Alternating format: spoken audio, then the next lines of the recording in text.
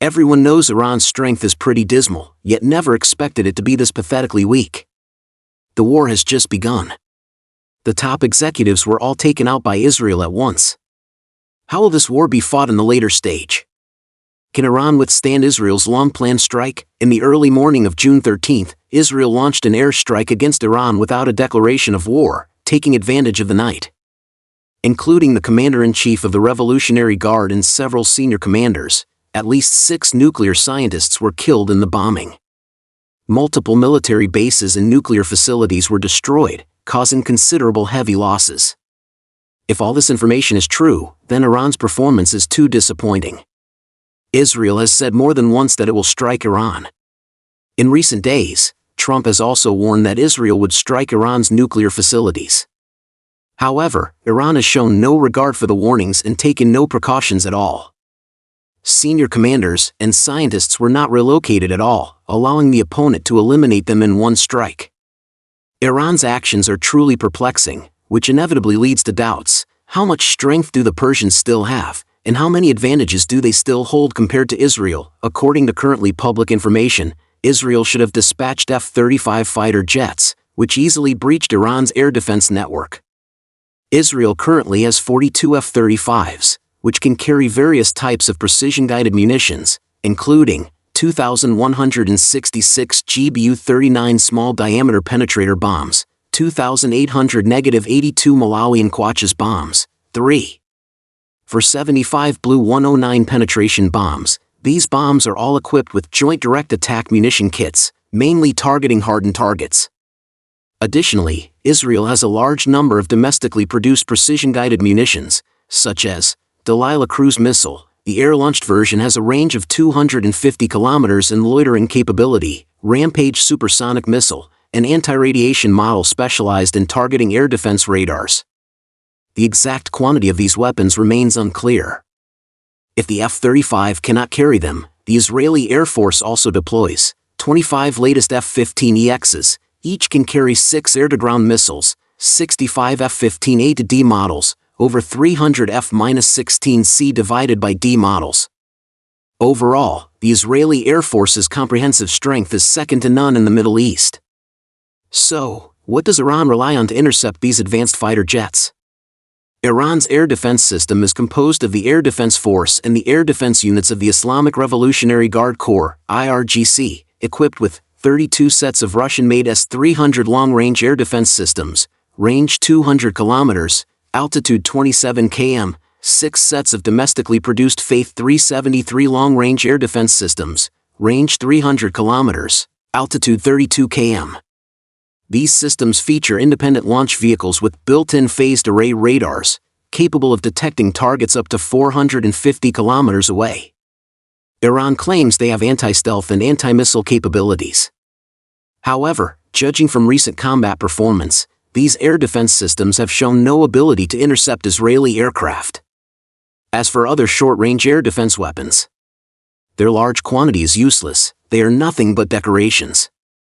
The combat capability of the Iranian Air Force is almost negligible. In addition to the 2 new Su-35s received this year, all other aircraft are third-generation models like the MiG-29 and F-14, which are no match for the Israeli Air Force. With poor Air Force capabilities and ineffective air defense systems, this is why Israeli fighter jets dare to strike Tehran, the capital of Iran. After being attacked, Iran quickly vowed to punish Israel severely. So, what weapons can they use to threaten Israel?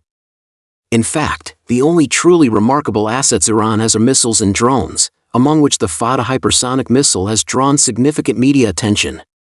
The Fata series was first publicly unveiled in June 2023, with the Fata 2 being an upgraded version.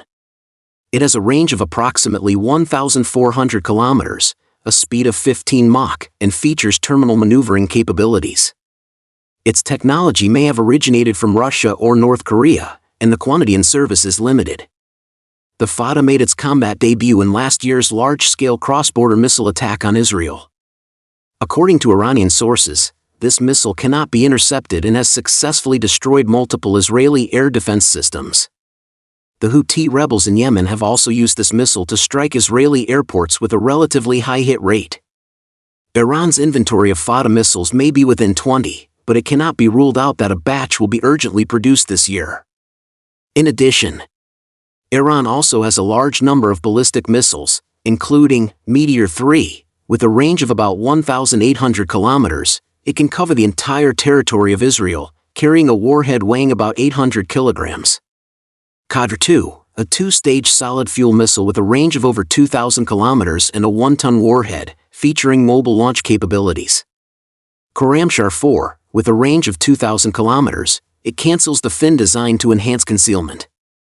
There's also the Mahdi anti-ship missile, Iran's first domestically produced anti-ship cruise missile, range exceeding 1,000 kilometers, equipped with AI trajectory planning capabilities, capable of sea-skimming flight for penetration. The first batch of 600 missiles was deployed along the coast of the Strait of Hormuz. The above missile models are the mainstays of Iran's arsenal and the primary force for striking Israel. The remaining ones are mostly short-range tactical missiles that can cover nearby U.S. military bases. However, while Iran's missiles are powerful, Israel's air defense systems are no less formidable. They were even specifically built to counter Iran's missiles. According to public data, Israel has constructed the world's densest air defense and anti-missile network, claiming an interception rate of over 90%. Key systems include, presumably referring to Arrow 3, capable of intercepting medium-range ballistic missiles like Iran's Meteor series outside the atmosphere at 100 kilometers altitude. David's Sling intercepts cruise missiles and drone swarms within 40 to 300 kilometers range. Iron Dome engages rockets and mortars within 4 to 70 kilometers range. In past combat records, Israel's air defense network has shown an interception rate of nearly 90% against most weapons, except hypersonic missiles. The question remains, can such a powerful three-dimensional defense network withstand Iran's saturation strikes? In addition to a large number of missiles, Iran has also manufactured many advanced drones. The famous Shahed 136 suicide drone, which was heavily imported by Russia for use in the Russia-Ukraine war, has shown quite outstanding performance. It has a range of about 2,000 kilometers, a speed of 185 kilometers per hour, and can carry 30 to 50 kilograms of ammunition. It can use a swarm combat mode to suppress the opponent's air defense system. There is also the Shahed 129 strike reconnaissance drone, whose performance is comparable to that of the U.S. Predator. It has an endurance of 24 hours, an operational radius of 1,700 kilometers, and can carry 8 bombs or missiles. The Shahed 191 features a flying wing stealth design, with a ceiling of 7,600 meters, and can perform reconnaissance in high-risk areas. It has even infiltrated Israeli airspace. These Iranian drones have rather good performance, but their inventory quantities remain unknown. As for their combat capabilities, it remains to be seen in subsequent operations. Israel also possesses large-sized drones, such as the Hermes 900 strike reconnaissance drone with an endurance of 30 hours and a payload of 350 kilograms. The Parup suicide drone has a range of 1,000 kilometers and can operate in clusters, while the Aton jet-powered large drone has a payload of 1 ton, comparable to that of manned fighter jets. The Israeli military has not disclosed the total number of its drones, but its annual production capacity exceeds 500 units, and the inventory is estimated to be over 1,000. Based on the above data analysis, it is not difficult to conclude that the Israeli Air Force has an absolute advantage over Iran and serves as the main force for striking Iran. However, it is slightly inferior to Iran in terms of missiles and drones. Nevertheless, Israel's air defense system is much stronger than Iran's. It is not an easy task for Iran's drones and missiles to break through the Israeli defense network.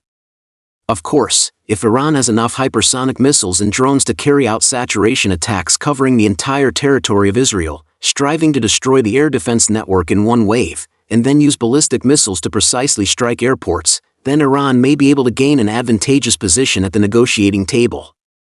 Apart from this, I can't think of any other way for Iran to win.